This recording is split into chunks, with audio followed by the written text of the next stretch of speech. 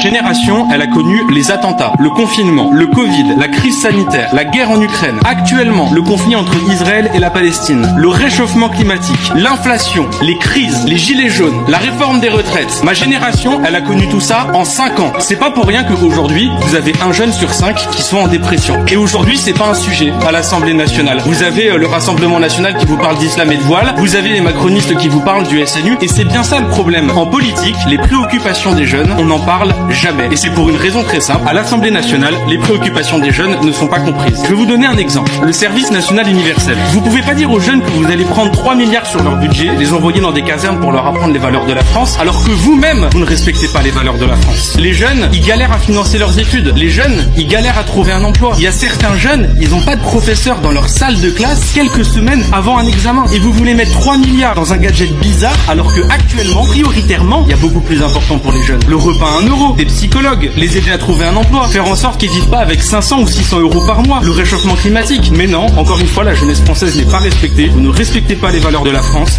Vous mettez tout cet argent dans un SNU qui nous coûte cher et vous ne comprenez pas que ce soit ressenti comme une injustice par la jeunesse.